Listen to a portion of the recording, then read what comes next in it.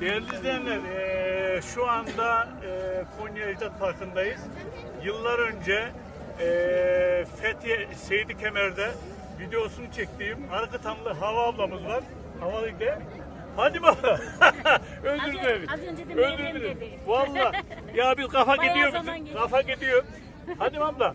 Bunlar sizin oranın kızları mı? Bunlar bizim oranın kızları. Ula ben pek yakışıklıymış. Evde kalan var mı? Değil mi? Burada mektup veriyor bak. Eline baksana. Allah. Şunun elinde. Şeyde, kibrit kutusuyla. Oğlan mı veriyor mektubu? Oğlan kıza. Kıza mektup veriyor. Allah Allah. Siz böyle mi olurdu siz? Sen mektup verdin mi? Başka Posta yap. Öyle mi? Ya sizin köyde genellikle mektup mu verirler? Yok şimdi bizim var ya bu sokak çeşmesinde nasıl çıksın eski kızlar dışarı içeri. Suyu döker döker. Ya şimdi demiyorum. Eskiden mektup mu verirlerdi? Işte, Çeşme başlarında. he? eskiden başlarında Yani orada pusudan başlar. Dur abla. şimdi bu su dolmaya giderdik. Onlar da oradan geziyorlar. Ha bura çeşme. Çeşme, sokak çeşmesi. Sokak çeşmesi. He. Su dolma olan da mahallelerde gezerler arkadaşlarıyla. Su içme bahanesiyle eğilir. Kız da orada su dolar gibi doluyor ya. He. Yanına çaktırmadan koy, kız da onu alır. Ha, usulü bilirler zaten. Usulü uyarlar. Abla bunların hepsini kendin mi yaptın? Daha önce kendim yaptım dedin ama Kendine yap. öyle mi? Vallahi büyük emek var bunlarda. Ne güzel vallahi bunlar. Ya bunlar güzel oldukça sizin orada kızlar evde kalmaz. İnanmak kalmaz. Bazı yerlerde kalıyor tanıtamadıklarından. Bu giyimleriyle, kıyafetleriyle, kültürüyle, genelliklerini tanıtamadıklarından. Böyle sevgisilerimiz hala sürüyoruz. Aynı giyiyoruz. Öyle mi? Maşallah vallahi. Biz de aynı giyiyoruz. Evet. Abla size nasıl ulaşırlar? Sizden insanlar bunları görmek isterler. Nasıl ulaşacaklar? Buralarda işte böyle şölenlere geliyoruz. Ama Arkatan'da duruyorsunuz değil mi? Arkadan da kültür evim var benim. Ha işte orayı anlat. Bunlar orada. Arkatan'daki kültür evini anlatmış şimdi. Bunlar hepsi orada kültür evinde. Buraya getiriyorum, oraya götürüp geri götürüyorum. He. Açık mı o kültür evi? Açıkta da tam resmileşti. Destek verirlerse bu iş olacak. Olacak inşallah. Olacak. Abla çok teşekkür ediyorum. Sağ olasın. Yıllar önce Seydi Kemer'de videolarını çektiğimiz ablamı Konya'da bulduk.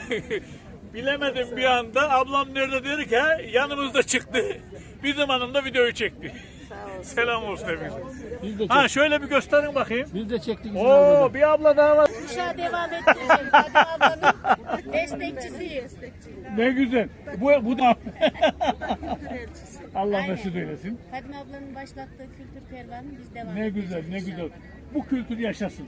Yani şurada epey yer var ama bu güzellikte yerler bulunması lazım. Gelecek kuşaklar bunları görmesi lazım. Şimdi mesajla ya şura gel, bura gel diyorlar ya. Bak orada ne dedin? Mektupla çeşme başlarında aşklar oluşuyordu. Ama bir ömür boyu sürüyordu. Şimdiki aşklar bir gün sürüyor. Öyle mi?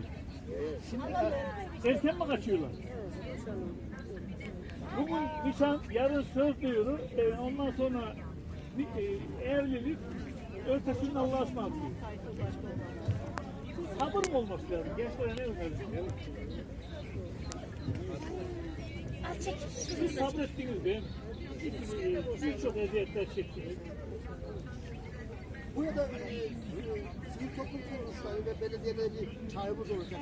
Amanası kardeşimiz sayesinde. Tabii burada size yayınlayacağım ama bakın buna mesela bir o bir Alanda bulunan kıymetli misafirlerimizi ana sahnede şu an itibariyle başlayan Dombra konserimizi Bunlara işte dinlemeye destek davet ediyoruz. verilmeli. Ben ne dedim?